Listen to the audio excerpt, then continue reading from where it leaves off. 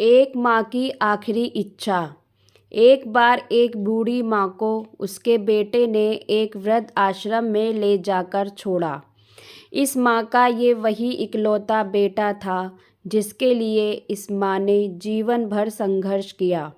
इस बेटे के लिए वो सब कुछ किया जो एक माँ को करना चाहिए या माँ कर सकती है, और आज भी अपने बेटे को किसी भी तरह की परेशानी ना हो इसलिए बेटे के कहने पर आश्रम में रहने के लिए भी तैयार हो गई और उसे वहाँ जाने को मजबूर भी किया। वृद्ध आश्रम में रह रही माँ हमेशा अपने बेटे को याद करती। वो उससे मिलने को तरसती, मगर बेटा केवल 1 साल में एक बार उसको मिलने जाता या फिर फ़ोन पर बात कर लेता। कई साल बीत गए। वृद्धाश्रम से बेटे को एक दिन फ़ोन आया। उन्होंने कहा, बेटा जल्दी से आश्रम आके अपनी माँ से मिल लो, वो बहुत सीरियस है, कुछ पता नहीं कब क्या हो जाए। बेटा जब अपनी बीमार माँ के पास पहुँचा तब वह अपनी आखिरी सांसें गिन रही थी और उसको देख रोने लगी। बेटे ने माँ को देखकर उन्हें शांत किया।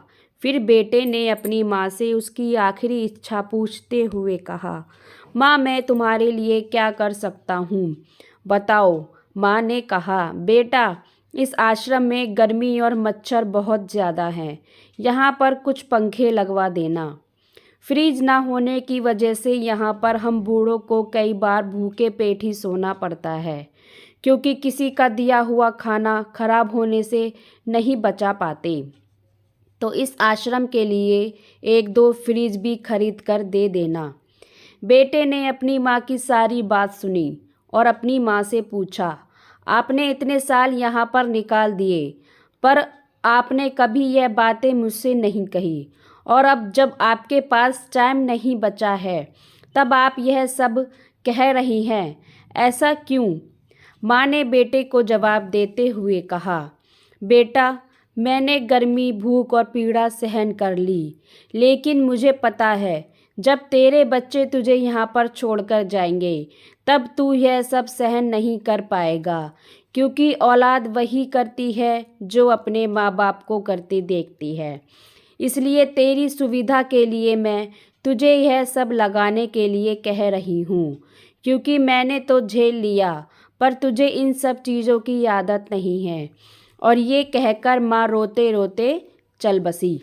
दोस्तों, माँ की ये आखिरी लाइनें किसी भी बेटा या बेटी की आंखें खोलने के लिए सक्षम है। इतिहास हमेशा अपने आप को दोहराता है।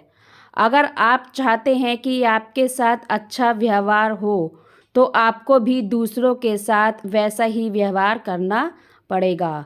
तो फ्रेंड्स, इस कहानी के लिए आपकी क्या राय है कमेंट्स बॉक्स में ज़रूर बताइएगा, और कहानी अच्छी लगी हो तो लाइक और शेयर कीजिएगा, और अगर चैनल पे नए हैं तो चैनल को सब्सक्राइब कीजिएगा। Thank you.